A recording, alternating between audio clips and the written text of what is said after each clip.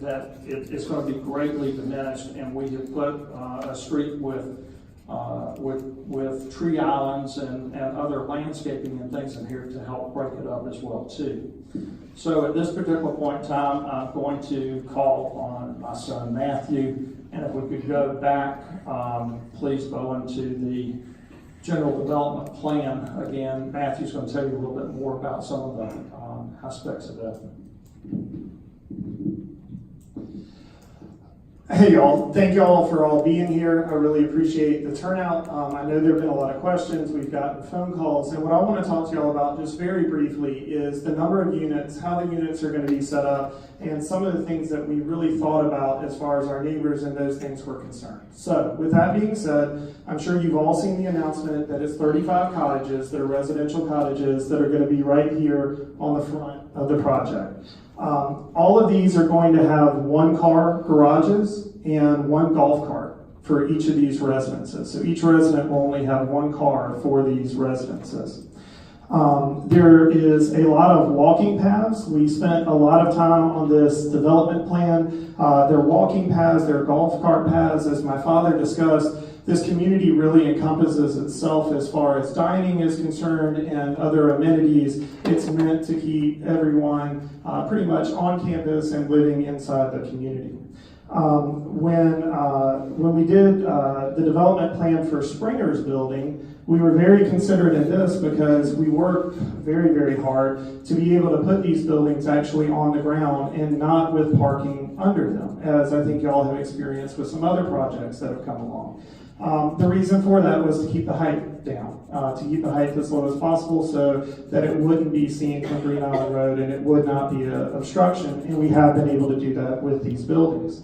The only other thing that I wanted to discuss with y'all today is the lighting. I did get a phone call from someone that was concerned about the lighting from the development. If any of y'all are familiar with South Harbor, you would understand that we are very big on doing the least amount of lighting possible because we really believe in keeping the lighting inside the community. So down this drive right here, you can see these trees. We haven't decided yet, but it'll probably be lanterns or something like that that goes up and down here. And then the rest of the lighting that we have along the paths and things like that will be ground lighting. So we really have tried to really fully encompass, I think, what a lot of people, I think, were concerned about. So those were the main things that I wanted to discuss, and now I'm going to hand it back over to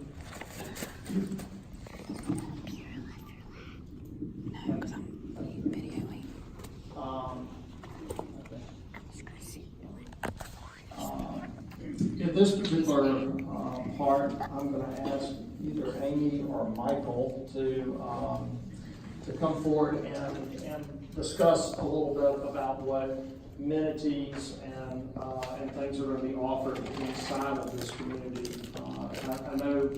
I know we heard some concerns from some of the neighbors in South Harbor. Are these people going to come and use our amenities or things like that? And that's absolutely not the case. South Harbor is its own community. The Landings is its own community with its own residents, and this will be the same. So anyway, I'm going to turn the mic over to Michael here and let Michael tell you a little bit more about exactly what services and things they offer. So, number one, a lot of folks get a little confused as to what these projects are. And I want to shed light on that. How's this thing work? All right. So we're going to have a mixed unit. This will encompass basically every care angle, and that's what was so attractive when Stephen and I first talked. We were talking about doing a full continuum of care from coming in with full access independent living folks to maybe needing a little bit more care, going into more independent living, and then going into an assisted living and then into memory care. Each level is a little bit higher, of course. Now what that means is, while these units have 1 car, 1 garage, these folks over here in memory care won't have any cars. These folks in assisted living might have one at most, And then the independent livings, as I said, will have at most one. So it's not going to be a huge footprint as it relates to traffic. As far as amenities go, though, what we have scheduled here are, let's see here, cafe, bistro, pub, happy hour, community room, formal dining room, beauty salon, hair salon, manicure, all that stuff. Barbershop, therapy gym, nurse practitioner services, swimming pool, and a pier. What that means is these folks here are really, they're not leaving. They're for the most part staying, and they need the services to do so. They're here to have their meals taken care of. They're here to have their housekeeping taken care of. And they're here to have a good time. And that's what we will provide them. But more importantly, too, for some of the calls that I believe Matthew has received, what we're going to have is the ability to service some of your parents, even some of you. I've gone to my own nurse practitioners. We'll have those available there, nurse practitioner services, home health, that kind of thing. So it's a value added for the community, at least in my mind. So that's what our conceptual plan is, and this is what we've done in Ohio, North Carolina, and South Carolina as well. So I'll turn it back over to you. Thank you very much, Michael.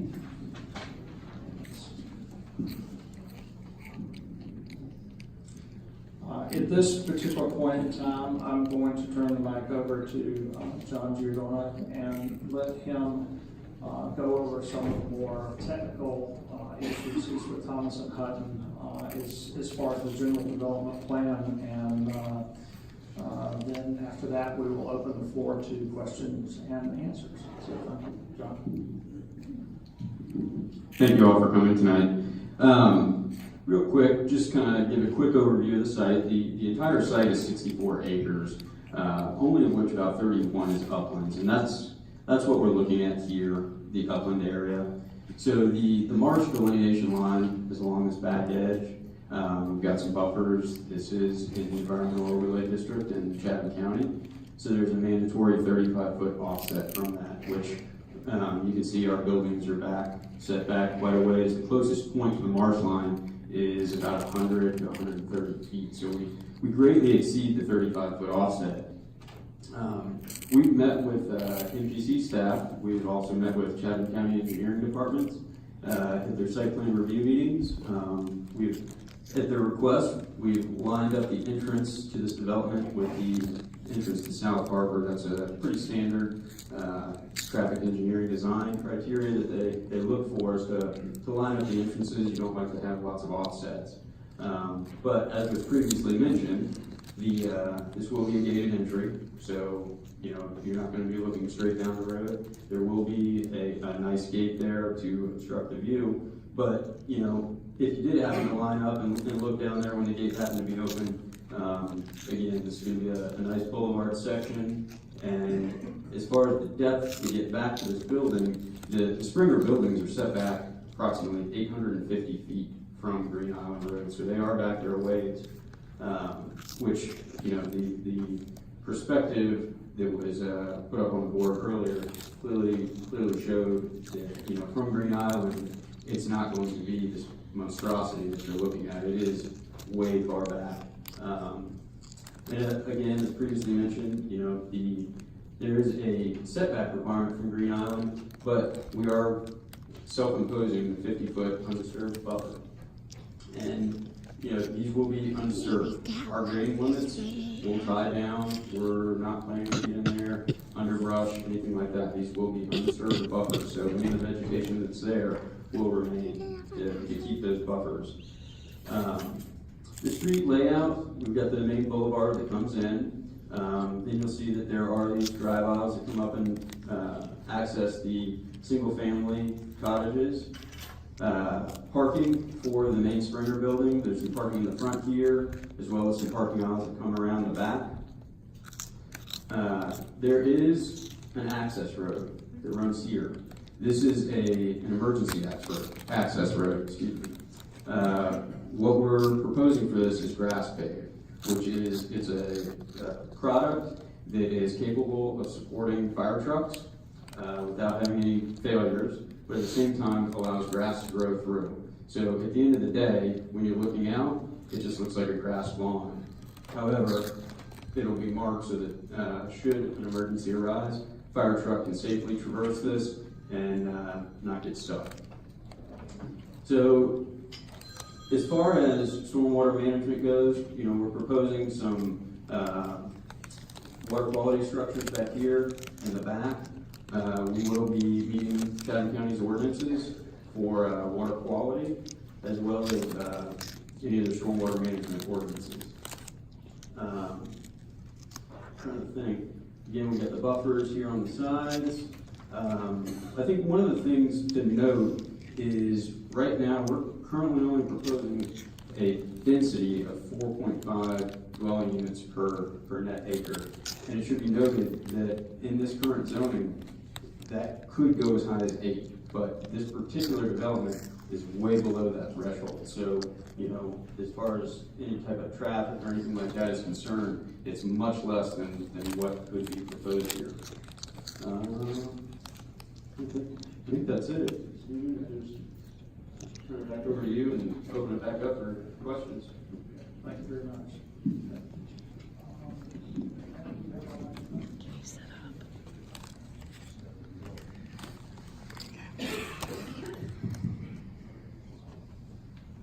We will be happy to take questions from the floor. I think we have a lady in the back that raised her hand first. And if you will, please give your name for everyone here.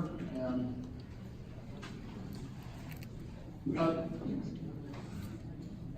that's the first hand I saw.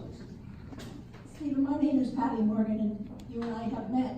But as you well know, the water for this island that is available is very limited.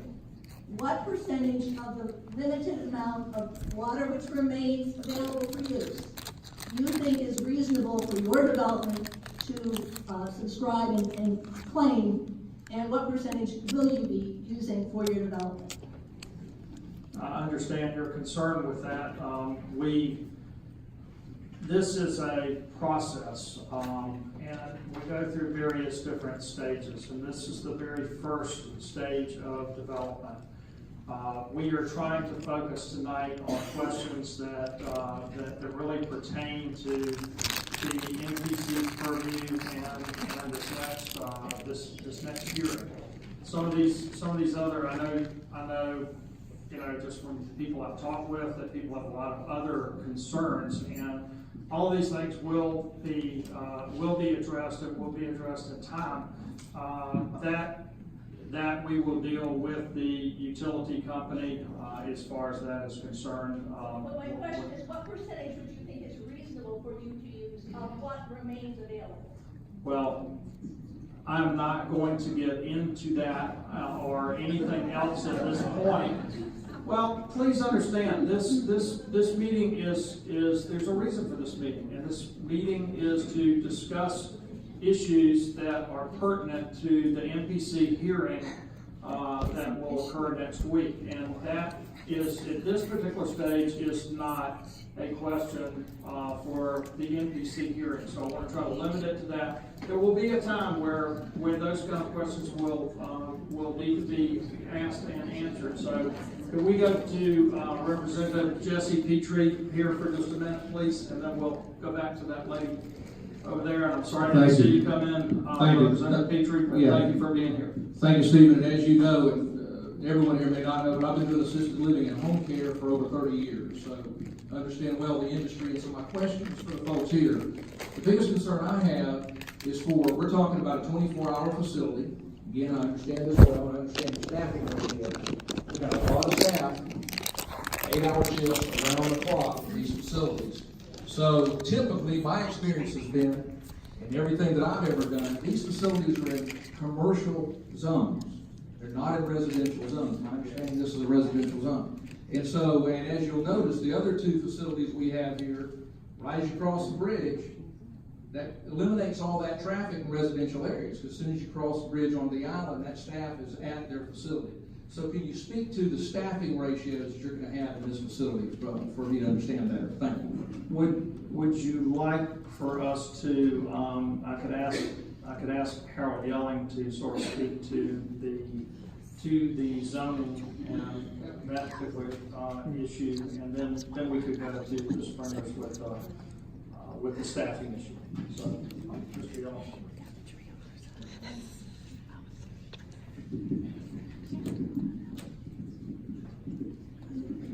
Don't forget, I don't like using this thing. I guess it's the only way to be heard. This particular property is zoned PUDR. It is a planned unit development.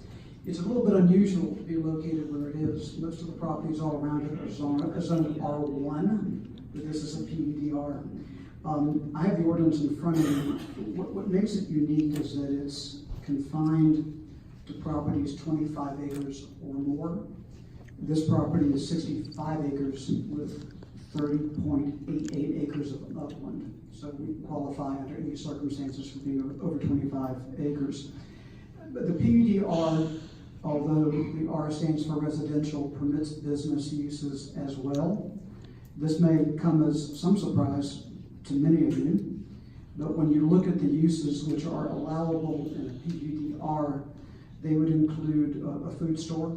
You could put a Kroger or a Publix on the site, a drugstore, like a CVS or a Walgreens, barber and beauty shops, restaurants, gift shops, and I'm reading these directly out of the ordinance. I'm not adding to or taking away. Floral shops, professional offices, or similar uses approved by the NPC. So you really do have a truly mixed use zoning classification, primarily because of the size of this property. There are some limitations on what you can and cannot do. There is a requirement that you be under 8 units per acre. Or let me go to the exact wording. It says shall not exceed 8 units per acre. The plan that I've seen prepared by Thompson Hutton is right at 4.5 units per acre, well under the 8 units per acre of the ordinance. By comparison, just like I read to you all of the commercial uses, if this were to be developed purely as single-family residential, from the 30 acres of uplands, you would need to take away some roadways, some acreage for net, but you could probably put in about 200 single-family residential units here as well.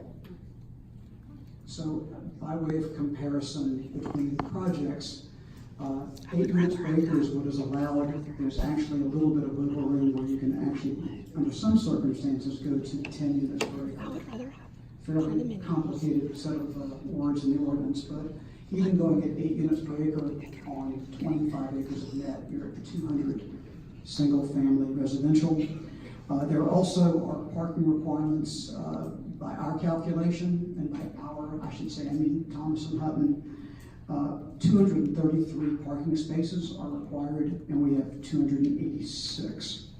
So at the end of the day, to address your question, and I'm coming back to the original question, we don't believe this is a zoning petition. We think this is a site plan petition. We believe that what we're proposing is in fact a permitted use. So what goes before NPC on Tuesday is a site plan review. What are the design standards? What are the development standards? What do we think should go on this plan? What kind of buffers? What kind of trees? What kind of setbacks?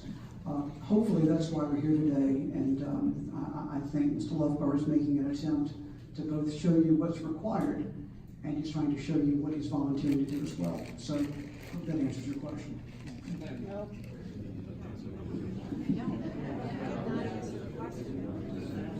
What about the ratio? Just a quick response to your staffing question as well. I think that we right now are still working through all of our staffing ratios, and that will depend a little bit on level of care for the specific residents that will be there at that time. But we're looking at no more than 30 on day shift coming in and out, and that would last a little bit on afternoons and evenings. But just to give you kind of a ballpark what we're thinking, about 30 folks coming in and out. It's your beauty salon. Beauty salon. Great, we got the lady that was next. Yes, ma'am. My name is Ronnie Rosen.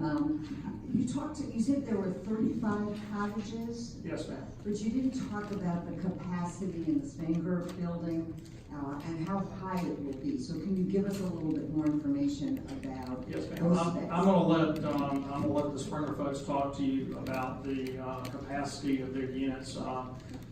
These are two-story buildings. Like I say, we try to keep them to a minimum height. We are asking for a 10-foot height variance. And the primary reason for that is to make them aesthetically pleasing, so that we don't have to put, a flat type roof on it. We want the entire development to feel more residential than commercial. So I will ask the Sprenger folks to answer your question as far as their number of units. Hi again. So 60 assisted living units we're looking at, 50 memory care assisted living, and 70 apartments. 180 that. Yeah. Thank you. 1 second, sir.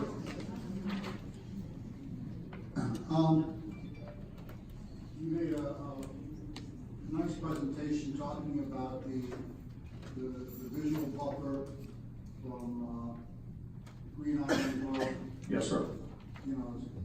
protecting the view maybe of South Could you Harbor. give us your name, sir? Oh, sorry, Don Snyder.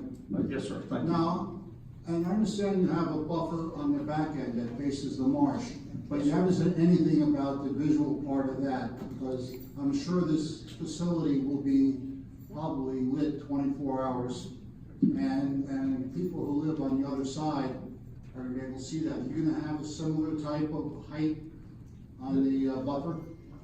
I can address that. I have been on this property ever since I was a very small boy, before a bridge was ever built over here. So I'm very familiar with this property. But this area along here is all natural vegetation. There are a lot of beautiful live oak trees and other very mature trees in there. All of that will remain there undisturbed as a natural buffer along there. The other thing that you'll see is that parking areas and things like that will need some lighting in the evening hours and things like that, will be behind those buildings. So whatever light is created in this particular area will be blocked by those buildings and will not be being projected across the marsh. And so whatever lighting that we happen to need out here, if we have to illuminate a walking trail or something like that, will all be very low level and should not be objectionable from a distance. Okay. Is this a buy-in facility? I'm sorry, Alan Williams. Is this a buy-in or a? This is not. This is. I could let the Sprenger sort of speak to theirs, but this is a different concept. So we're not requiring a buy-in on this. Folks will come in on essentially short-term kinds of contracts. Even though this is aimed as a high-end or luxury facility, we realize that the buy-in excludes some people and makes it difficult for some people. So we have tried to find a means of doing this without having to do a buy-in.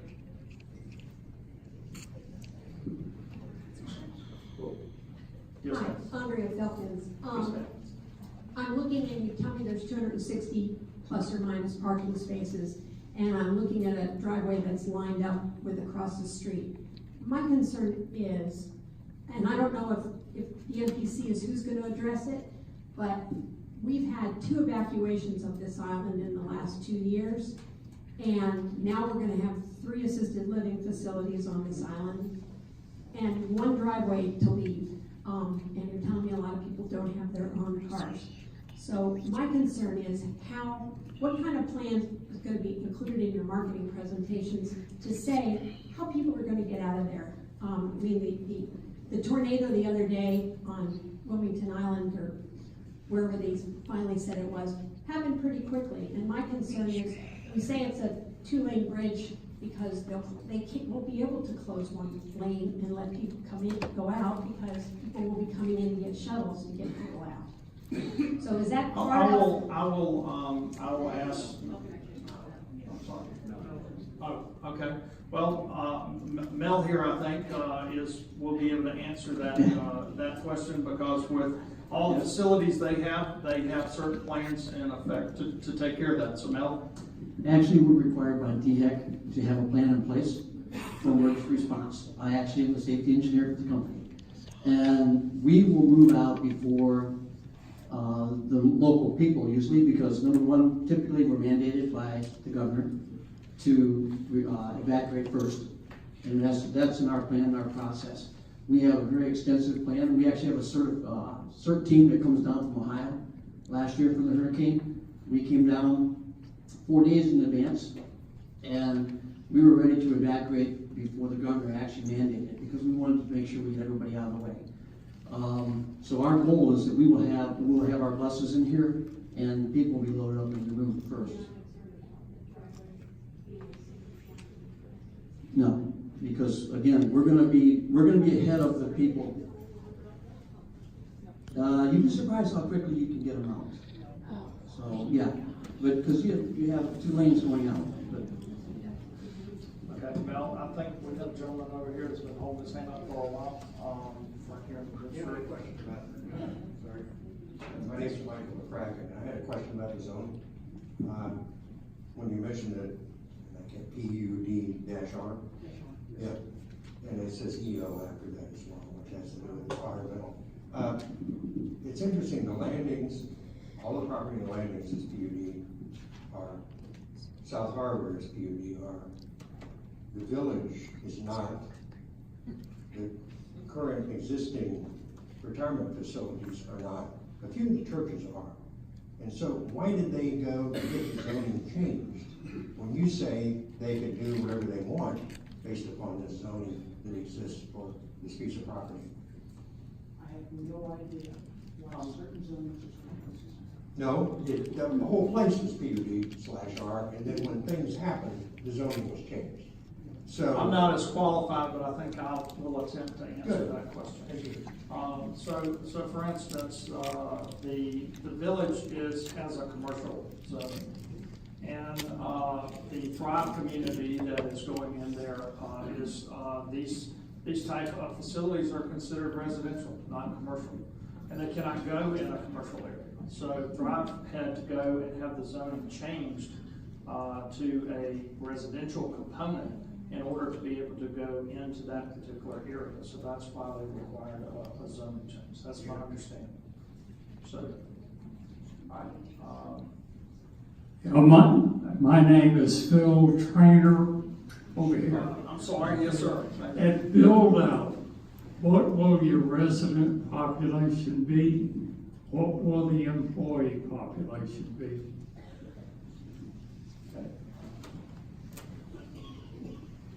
What is your thought?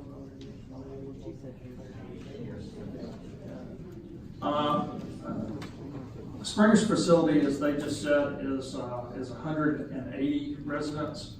Our particular cottages are essentially designed for 1 or 2 occupants. There are 35 of those.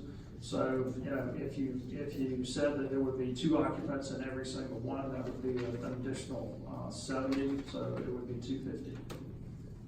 Okay, and the number of employees? Sir? The number of employees? I believe Amy stated that earlier, number of employees. Still working on overall number of employees, but just for mindset, 30 would be the most that would be going in and out on day shift, and probably significantly less on afternoon and night shift.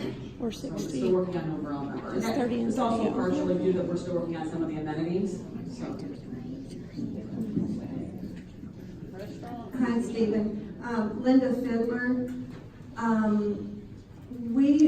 lot of us are concerned about the 4-way stop, and there's been a lot of traffic accidents there anyway, and we're wondering, this may not be the time to address it, but that's where a lot of us are concerned about has a traffic study been done? Are you going to ask that additional improvements be made to that area? We're very concerned that with all the ambulances, and I know ambulances are going to be coming because my mother's on this kind of facility. Ambulances do come to this kind of facility a lot. Will you make some kind of arrangements to improve the traffic? Okay, I'll ask John, since he's a traffic engineer, and I know your husband's a traffic engineer. I'll ask John to try to answer that question. Sure. So we met with county engineering. We went into their site plan review meeting and presented the general development plan, and that was one of the issues that came up. As Stephen indicated earlier, right now, currently, what is before the MPC has to do with the zoning and what they allow of use on the property is. But prior to getting construction document approval, we will be meeting with county engineering, and that is one of the things that they've asked us to look at was traffic and as well as impact at the four-legged intersection. So, has it been completed yet? No. But we have, like I said, we have met with county engineering. I know that they've done some studies of that intersection. I know they've presented some plans in the past. And so they will require us to look at the traffic counts produced by this project and the impact on that intersection as well. You don't have a plan of some sort? Please, everybody has been very courteous and has been recognized. If you would like, please raise your hand and we will certainly recognize you. Okay, yes, Hi, ma'am. I'm Tara Packard.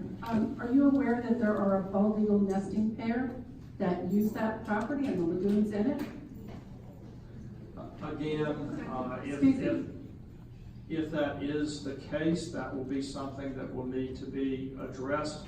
That is not something that is going to be part of the NPC review. So that would be something that would need to be addressed down the road as the project moves forward. But with the MPC it's addressed? Or No, ma'am. No, ma'am. That's a U.S. Fish and Wildlife and Georgia DNR issue. do you have to file with the DNR? We will for that dock and other things. Okay, I did. I'm going to attempt to answer your question, but part of the rules that we set out at the beginning was a question and not continuing follow-up questions. So I will let John address at this point what we do have to file with the DNR. Right. So we do have to file a survey with the DNR as well as with the Army Corps of Engineers to verify the jurisdictional lines that are on the property. At that time, they do also look for any endangered species, etc. Hi there, my name is Nora Sweet. I'd just like to verify that you're saying 30 employees per shift. Just thinking 250 residents, a bistro, skilled nursing, memory care, people with the gates, people on lawn care. The ratios sound, for a high-end facility, they sound quite low. So again, you're saying that based on your reputation, that 30 is the number that you're standing by? Well, as the Sprenger Group has said, they operate with 70. It's actually. Oh, no. Oh, no, we operate, again, we have 76 entities in total. So, again, what we have is 180 total units, all right? 70 of those are apartments, all right? Assisted living is 60, and then memory care. Memory care is absolutely, it's a high acuity situation. Assisted living, these folks are getting a totally different type of care. We do not have, in our facilities, we don't typically have wheelchairs. That's just something that we just don't do. And then independent living, those folks are on their own. All right, so that's quite standard. Hi, thank you very much. My name is Tim Lingren. I got a question for you. You know, at the corner, the Thrive development will open within the next year. You've indicated you've got about 30 employees. You've got a bar, you've got a restaurant, you've got a beauty shop. Please enlighten us. Where do you think you're going to get the employees? I'd like Sprenger to address that. Have you done any research at all on the employee situation with no bus service? How you're going to get people out here and how you're going to compete with everybody else for the employee base? Sure, that's not a problem. And I want to just clarify, it's not just 30 employees. I think there were some questions about how many would be coming in and out for parking, so I want to make sure I clarify that. But we have done market research studies not only for the employee side, but also the patient side. So we didn't come into the market unprepared with that piece. We know it's important to be able to find quality staff. We are looking, of course, to have some staff from the island that would like to come over and work for us, but if people are coming from Savannah too, that's also great. We did our market study, we did a 15-mile radius, and we are confident with the studies we have done that you'll be able to hire those staff.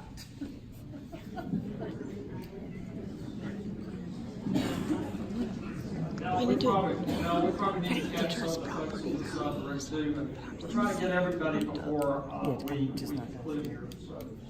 Let me just say something about security at our gates. Captain Stout, I'm curious what the price points are for each level of care. We really are not at that point yet. As this progresses and hopefully if we get approvals and things, we will be putting all of that together, but it's kind of premature at this point for us to be able to answer that. It's my understanding, I'm Claire Merritt, I live on Green Island Road. It's my understanding that this property is zoned for residential right now. Is that correct? Have you been here for the entire presentation? I haven't. Oh, okay. We addressed that earlier, Mr. Yelling here. I'm just wondering how the high acuity care fits into this level of zoning. That was answered earlier, and Mr. Yelling, if you want to wait to the end of the meeting, we'll be glad to answer that on a one-to-one basis. Yes, sir. My name is Mike Allen. Is this meeting a public hearing that's required for the variance proposal? Will there be a public meeting required for the variance proposal? There is going to be a public meeting at the Metropolitan Planning Commission a week from today. 1 o'clock, Joe? Is that? Yeah, 1:30. Sorry, thank you. I'm not sure where we are on the agenda. You can call the Metropolitan Planning Commission the day of the meeting, and they can tell you sort of where we are on the agenda, but that will be the public meeting for anyone and everyone who wants to come. Yes, this meeting is a recommended meeting. It's more an informational type of meeting. So they do recommend that we do this, and we certainly believe it's a good idea as well too. We want people to get information, be able to ask questions, and us to answer them to the best of our ability. Yes, ma'am. Yes, concerning my name is Trudy Stumpf. I live on the landings. My concern is, once again, the four-way stop issue, that there isn't any kind of plan in place with the planning situation. The amount of traffic that will come during the construction process with large pieces of equipment, trucks, workers, etc., coming through that four-way stop with some of the people, unfortunately, who live here, who don't pay attention to the rules and regulations of the four-way stop. It is accidents looking for a place to happen. And I just wonder, how can you proceed with your planning without some sort of idea about what to do there? This is a multiple step process, before a development is ready to be started and has all of the I guess, meets all the requirements and has all the permitting and so forth. And so this is the very initial step. And then after that, as John explained, after that, there are other various different steps, including we do have professionals who work for Chatham County in the engineering department, traffic engineers, who will study this.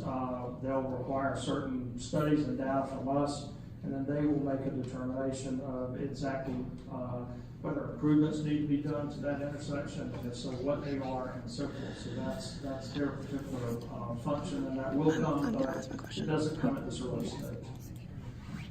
Hi, good afternoon, Roger Kayer, a resident of the Landings. Just a quick thought. I think if all these trucks are coming through there, people are probably going to pay attention a little more. My question basically is, there's already a lot of stress on the first responders, the fire department, Southside Fire Department, and a minimal police presence out here. And now we're going to have this big development out there with more people. Are you going to be using our fire department, our police department, and our first responders? Yes, sir. I mean, I think you used the right term. It is our fire department. I mean, it belongs to all the residents, no matter whether you live in the Landings or Modena or South Harbor or you live along Green Island Road. It is our fire department. It is our police department. These properties in here will pay a lot in property taxes that will go to support, to support that. They'll be paying fees to Chatham Fire for the use of those particular facilities. And knowing Chatham Fire, I'm sure that if they need additional personnel or equipment or whatever else to be able to take care of that, I'm sure that they will provide it. So. Lynn Leland, South Harbor. My question is for the Sprenger representatives. Just to be clear, there is no skilled nursing at this facility. Is that correct? That's not planned at this time. Assisted living, independent living, memory assisted living. Can I ask you a question, ma'am? A follow-up question to that, just so I'm clear. Will this be licensed as an assisted living community, a personal care home, or a continuing care retirement community? Those are the different levels we've got with DCA. What will the licensure be? Assisted living. Assisted living community. Assisted living. I got you. We only allow Representative Petrie 2 questions. Hi, my name is Judy Snyder, and I live out here in the Landings, and I'm asking for a friend who's a developer. His question was, what was the original master plan for that location, and are you going with something called a spot zoning? Again, our zoning expert is over here, but there is no change of zoning, so there would not be any spot zoning. There was not ever a master plan for this particular tract of land, so nothing has ever been submitted for it. So I hope that answers your questions. My name is Jack Robertson. I live at 214 Green Island Road, so I live right to the left of this project, about 200 feet. Mr. Yellen spoke about the zoning, and it's PUDR is what it is. I'd like to read section 4-6.67, Plan Unit Development, PUDM. A planned multifamily zoning, the definition of this is a planned multifamily zoning district of 3 acres or more, containing townhouses, apartments, condominiums, single-family detached, single-family semi-detached, duplexes, and senior citizen congregate housing. This is PUDR does not say in the zoning senior citizen congregate housing. As far as I'm concerned, the front half does fall into the PUDR. The assisted living in the back should be rezoned to PUDM in order for this to take place. And that's more of a statement than a question. I understand, and ultimately the decision on that will fall on the Chatham County zoning administrator, who's the one who makes the call on that. Hi, Stephen. Mark Whelan, South Harbor. Yes, sir. Help me understand something. I believe the question is a height variance is what we're talking about here? Just for the Sprenger buildings in the rear of the property. Can you help the Springer people, or can you help me understand what the purpose of that is, why we need it, what exactly the variance is going to be, and the amenities building, why is it going to also require a height variance? Because that's kind of what the information I would have. Well, I guess I can just say by example that when you do these type of facilities, that sometimes that is that's required. The other two communities that the Marshes and Thrive that is currently being built, I'm not sure what zoning classifications they fall into, but their buildings are considerably taller than I believe than what we're putting on this particular property. And so we're asking for a height variance. As I say, the perspective that was shown at the beginning of the meeting shows that height variance. And it really is so that once you become inside the community, we're trying to make those buildings have more of a residential look and a residential component. It's in order to be able to put a little more pitch on the roof, so that they look more aesthetically pleasing. And because of the buffers and tree cover that we have around the property, we don't believe that additional height is going to cause the buildings to be more visible. And so here again, that's what we're asking for, and that is one of the questions that the MPC Commission will have to decide if that's warranted or not.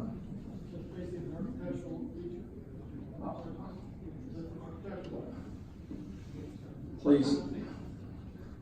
Yes, for an architectural feature. That's a follow-up question, and we allow that. Yes, sir. Stephen, my name's Dick Nelson, and I'm a neighbor on the other side on Skidaway. There's several of us here that are over there somewhere. And first of all, I came as a skeptic, and I've followed this process for a little bit now. But I must admit, this looks like a very high quality project. You care very much about all the neighbors with the buffers that you're putting in it. The one thing you could do for me, just to have, so I could have a better understanding, is there a down view of this property in relation also to Skidaway, so we can get a better feel for what we're going to be looking at? Is that be possible to get that? We don't have that currently, so in other words, you're sort of asking, looking across the marsh, a perspective from where you are over in the Delgado. You're in the, I presume, somewhere in the Delgado area, a little bit further down. Just an right. overview. I mean, typically, for instance, the residents of South Harbor who are going to be coming out of this entrance and exit right here, since they will be looking directly into the community, we provided a perspective for that. We didn't anticipate at this point in time trying to provide additional perspective, and we don't have one, but we could. A down view? Yeah, just like you have that explosion. Right, well, we'll see what we can provide, but we do not have one right now at present. Thank you, sir. My name is Ann Kelly from the Landings. I just want to ask, how can it possibly 48 feet look residential?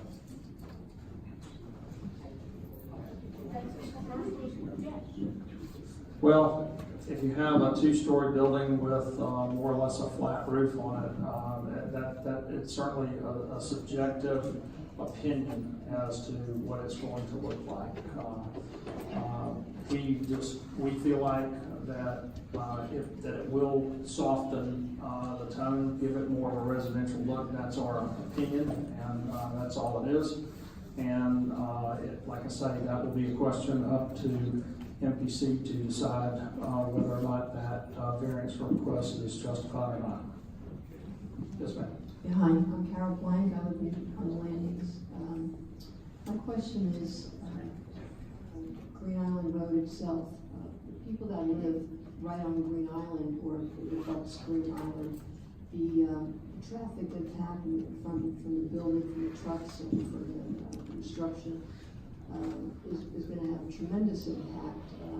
We just went through some residential building from the last phase of the landings, building projects with homes, and that took in the last couple of years. Having said that, I'd like to know the amount of time this would take to build this project that you have proposed, as well as if you have any ideas, the barriers, the sound barriers, for the people that actually live there. I understand South Harbor is impacted there at the end, and they visually do looking at this project here. But there's also other residents as well. And again, that's my question, whether or not there's anything in reserve as far as the impact that it's going to have on the residents that actually abut Green Island Road. The only way I can answer that, I guess, is that I have lived in South Harbor since 1986. At the time that I moved in South Harbor, there were very few residents along Green Island Road. Moon River Landing did not exist. Saltwater Landing community did not exist. The club maintenance facility did not exist. And so through all of that particular time, I have personally lived through the developments of all of those. And of course, the Moon River development was done right adjacent to South Harbor. Being the developer of South Harbor, I promise you, if there's a styrofoam cup in the middle of the street, I get a phone call. People feel like that these are things I need to know. In all honesty, I never heard one complaint from the residents in South Harbor about the construction activities that were going on when the Moon River development was being put in there. So I guess I would answer your question that typically, I'm not sure what you mean by sound barriers and things like that, but I'm sorry, the volume and the amount of construction to the cement trucks and the dump trucks and constant. There's a tremendous quality of life issue as far as the constantness of the construction. They got to come from off island, and of course they were going to go down from Island. yes, ma'am, and we had that through the entire development of all of the landings of Modena. I mean, it's sort of part of what happens with construction, and there's not really a good way to mitigate that. However, this is a 30-acre tract of land, and when you take that into consideration, I think with the even with the size of South Harbor or the size of Moon River being well over, I think South Harbor is 115 acres within it. It really is a very small community compared to all the other communities that have been built and exist. So. Yes, my name is Marianne Mackel. I'm a Landing resident. Question, we keep referring to the Sprenger buildings, and yes, ma'am. We make a distinction, you're making a distinction between them and the single family or cottages. Yes, ma'am. Well, can we go back to the general development plan, please? Yes, ma'am. What is the relationship? Is there a relationship, or is there a legal entity relationship between those two? Are they separate? Is Sprenger involved in managing that? This will be one development, and so all of the maintenance within this development, being both buildings, grounds, security, street maintenance, all of those things will be maintained just like an association. Just like TLA does, just like South Harbor Association does. So they will be wholly responsible for this. Now, this is the Sprenger part of the development back here. They certainly will own their particular buildings and their particular land. This part out here will be owned by our entity. But it will all be managed under one umbrella and will all be part of one association. I'm Jim Van Epps. I live in the Landings. The question I have relates to Patty Morgan's first question on water. Do you or your engineer or the MPC have a projection as to when you will have sufficient information for all of us to be able to understand what the impact on water is going to be? I understand it won't be next week, but based on your planning, can you project when that might be available to us? I cannot at this time, but obviously this development cannot go forward without having a water supply to it. And so, so that question will be put forward, and that will have to be answered by the utility company, and we will have to I guess in some way, shape, or form record that or certify that so that there is an adequate supply of water. So we just haven't got to that point yet. We don't anticipate a problem with it, but that's another step in this process. Yes, sir. Hi, I'm Ken Mangelsdorf. I live at 226 Green Island Road, adjacent to the property. My question is, how are you addressing the new flood zone requirements and the height variance? Is that going to be from ground level or floor level? That height variance will be from ground level. And the flood zone for building up? I have a professional here. I should allow him to answer.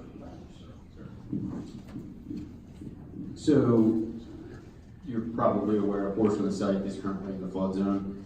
We have worked with Chatham County Engineering, who've already performed an analysis that shows that filling within the flood zone in this particular location produces a no net rise situation. And so we have provided calculations to Chatham County Engineering and the floodplain administrator. They reviewed them and approved them. So at this point, fill within the floodplain in this area will not cause an issue. How much fill? Right, and we won't have to elevate the building. So we bring the fill up to the base flood elevation. Whoever asked that question over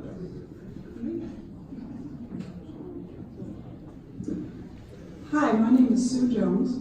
I'm also a Green Island Road resident. And as such, I was unaware that that property had sold. Who currently holds the title to that property? The property is currently under contract. I can't tell you the exact date, but I believe it was sometime in the early 1970s that Friedman Jewelers purchased that property, and they have held that property all these years. I think they've been approached many times by many different people to sell it, and they have declined to do so. But as I stated at the opening of the meeting, about 2 years ago, they elected to put the property on the open market for sale, and so but it's still in their ownership until a certain point in time as we close on it. Hey, Lee Wilkes, the Landings, and we've heard several negative comments, including the bald eagle that lives there and disturbing their habitat, the water usage that's already limited, our emergency services, the traffic that's going to happen during construction, and also the daily traffic. And other than a handful of us who might possibly live there in the future, can you explain how this benefits our island overall?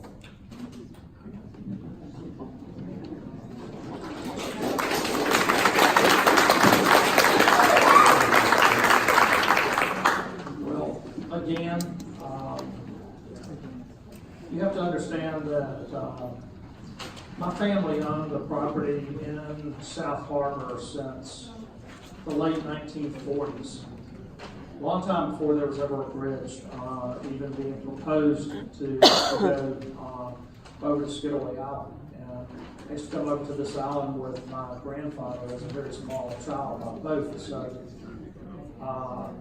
the South Harbor development is a big legacy to our family. It's something I care very much about. Here again, that's a personal question that everyone will have to ask themselves.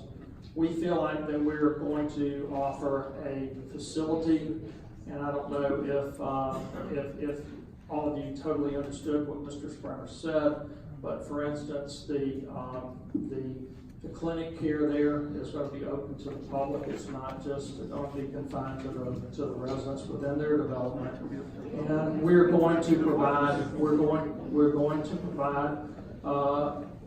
buildings for a need. And some of these people will be people who live in South Harbor, some in Modena, some in the Lands, and some will probably come from outside of our community. And, you know, a decision was made many years ago to develop the landings and put various different types of uses in there. The same with South Harbor, and it was to fill a particular need, and that's what we feel like we're doing. Yes, my name is Lamar Kirkley. I live at 210 Green Island Road. My concern is, you know, it's been brought up a couple of times already, but the wildlife out here, you're looking at maybe 38 acres of timber and land and natural habitat. We have an abundance of fox squirrels. We have owls hooting at night. We have whippoorwills. We have foxes running around. I'd like to know, and the bald eagles, there's no question that they're there. We see them on our banks of our pond every other day. They have babies every year that are there. How much of natural of this 38 acres will be left? I know you said the 50-foot buffer, but of 38 acres, it doesn't look like there will be a whole lot of natural area left. We haven't done an acreage calculation to answer that. My esteemed attorney over here will shoot me for saying this, but I think this is something that I think all of you need to think about in perspective. This particular property, when it was put on the open market, a decision was made by the owner to sell it. Someone was going to come along and buy it. It was going to end up being one of two things. It was going to be a condo project. Could have been somebody from out of town who came in and did it, and you know their primary goal is going to be strictly how much money can I make out of it. They're going to try to put as many units in there as they possibly can.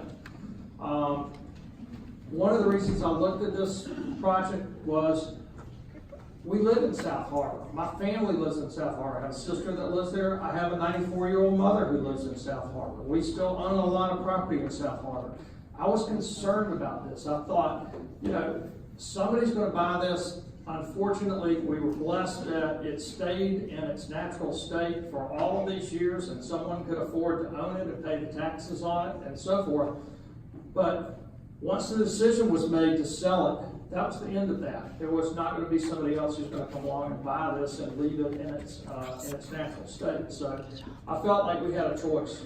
We could deal with that kind of development, have absolutely no say and no control over it, or we could get involved with it and develop it in hopefully a very thoughtful and conscientious way to have minimal impacts. But yes, it will be developed. So it will be developed by us or it will be developed by someone else. So. Stephen, Jack Wilson from South Harbor. We live at the very end of Green Island Road in the corner there, but in South Harbor. And my question, I don't think you addressed it, how long it will actually take to build the full facility. And during that construction, will there be parking from the construction people all along Green Island Road? Jack, in honest answer to your question, that's not something that's come up or we've talked about. I personally do not see any reason whatsoever as the way development goes. Once it's started, the very first thing you do is go in and you clear the streets and parking areas and so forth. And so as soon as that is completed, there will be plenty of space within the community to handle any of the construction vehicles that would have to stay on site.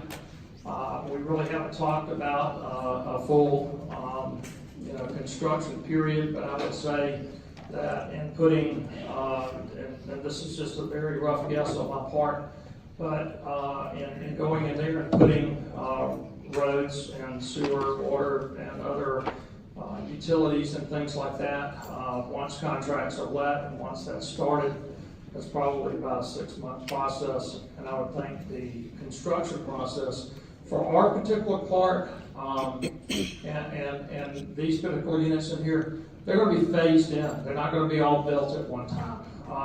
And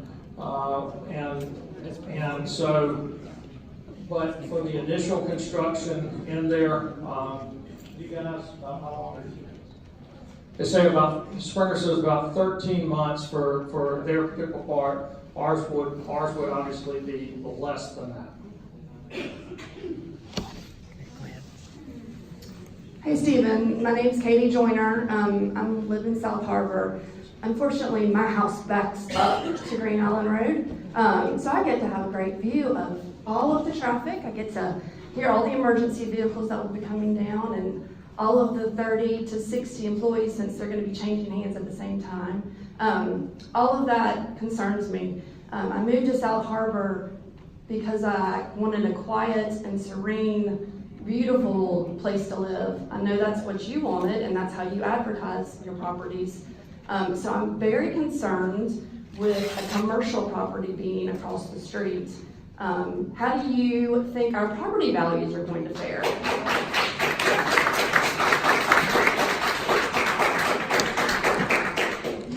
Again, Katie, I understand your concerns. This meeting is not about discussing, those type things, but I'll say, as I just stated a minute ago, I think if you look at this realistically, this property is going to be developed. The question is, what I don't want a commercial property. What is it going to be? You can develop all day long. And the most likely scenario is one of two things. It's going to be this development, or it's going to be a large condo development. That's fine. So I think there's not a way for any of us to, and if I had never gotten involved in this, I don't think there's any way for any of us to avoid some impact of what's going to go in there. And so the question is, is this, hopefully, we've spent a lot of time and a lot of money on this so far and a lot of thought. Is this going to be the best scenario, or is a condo development going to be the best scenario? Unfortunately, it's going to be one or the other. So there's not a way to avoid those impacts. All right. Now, everybody thinks of nursing homes, assisted livings, independent livings, and you have a connotation. It's because our industry doesn't police itself. I get it. I really do. We don't do that. Most nursing facilities run about $170 a square foot. We're running around $230, $240. That's in Bluffton. I would highly recommend any of you to check out our facility in Bluffton. That's a nursing facility assisted living. This thing is on steroids, what we're going to build here. This is going to be around $280, $290, $300 a square foot. It's going to be around $44 million. This is not something small. This is going to be top notch, and we're going to be attracting high-end folks from around the country, hopefully. But you're not. That's the whole idea. For it. It's rentals. It's not going to affect your property. How is rentals not affecting my property? It's going to affect your property positively.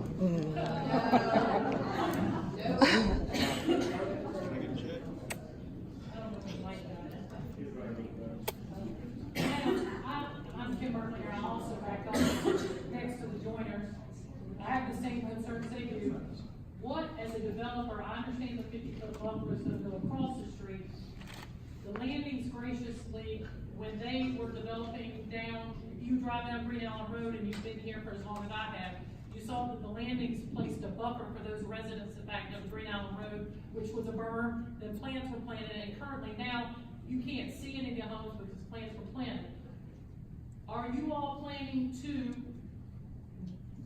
help the 5, 6, 7, there'll be 7 of us total on Green Island Road that will back up this monstrosity are you gonna pay South Harbor to fund that berm with some plants to keep, we need a buffer, if there's a 50-foot buffer on Bowen, left. could you please put the picture from the entrance of South Harbor back up on the screen, that last one, not this one, but the picture, back. Go back to the photograph, please. Yeah. No, I'm not talking about the 50-foot buffer that's gonna be on that side, I'm talking about the Our houses. buffer for us on Green Island Road that live in South Harbor. Ideally, we need a berm and some plant, we need a 50-foot buffer now to protect our property and our peace and quiet, because you will have ambulances non-stop down that road. So is the developer going to work with South Harbor? Because as a resident of South Harbor, I don't want to pay to bring in truckloads of dirt to make a berm, to add plants for the 7 of us to have some peace and quiet.